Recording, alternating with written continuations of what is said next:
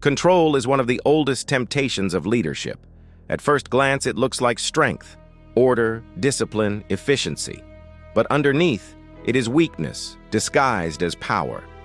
Control is born out of fear, fear of being challenged, fear of losing relevance, fear of others becoming stronger than the leader. History shows us how control backfires.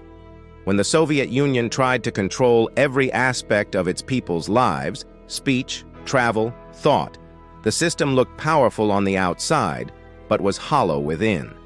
Eventually, the weight of control crushed itself.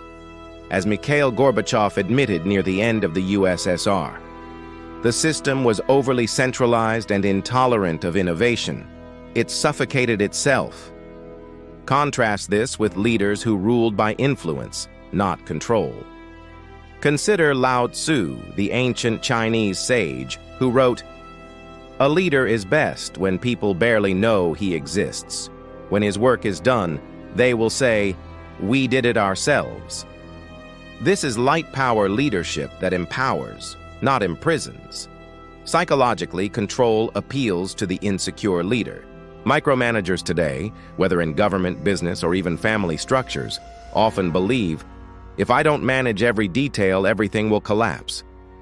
But the truth is, over-control creates dependency, resentment, and hidden rebellion. In workplaces, controlled employees do the bare minimum. In nations, controlled citizens dream of escape. Even history's strongest empires learned this. The British Empire tried to control India through force, but Gandhi's movement broke that power without guns. He showed that no empire, however controlling, can rule people who choose truth over fear. Gandhi's words remain powerful. "You may control my body, but you will never control my soul." Light power teaches us that leadership is not about keeping people small, but about making them great. Nelson Mandela embodied this after apartheid. He could have controlled South Africa with vengeance, but instead, he gave freedom and forgiveness, declaring, "Resentment is like drinking poison and then hoping it will kill your enemies." By choosing influence over control, Mandela turned enemies into partners. Modern psychology confirms what these leaders knew. Control kills creativity. Studies show that teams given autonomy outperform those under strict control. Why? Because freedom unlocks the human spirit, while control cages it. True leaders of light shift from control to trust. Abraham Lincoln once said, "The best way to predict your future is to create it." He gave his generals freedom to act, trusted his people's judgment, and built a nation not of slaves to his will, but of partners in his vision. So how do we overcome the temptation of control in today's world? Choose trust over suspicion.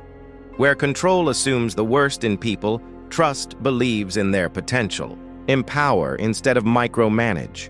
Great leaders equip others with vision and tools, then step back to let them shine. Lead by influence, not fear. Fear lasts for a season. Inspiration lasts for generations. Let go of ego. Control is rooted in, "I must be the center." Influence says, "The mission is greater than me." History delivers a clear verdict. Controlled nations collapse, but empowered nations rise. Controlled people rebel, but empowered people build. Light power leadership is not about how tightly you hold on, but how wisely you let go. As Viktor Frankl, a survivor of the Holocaust, once wrote, "Everything can be taken from a man, but one thing, the last of the human freedoms, to choose one's attitude in any given set of circumstances." No leader can control that inner freedom, and that is where true power lies. The lesson is clear. Control might win compliance, but it will never win hearts. Only influence can do that, and leaders who inspire hearts leave legacies that last beyond lifetimes. Thank you for watching. Don't forget to like, share, and subscribe so you never miss more powerful lessons. Drop your thoughts in the comments. I'd love to hear from you. See you in the next video.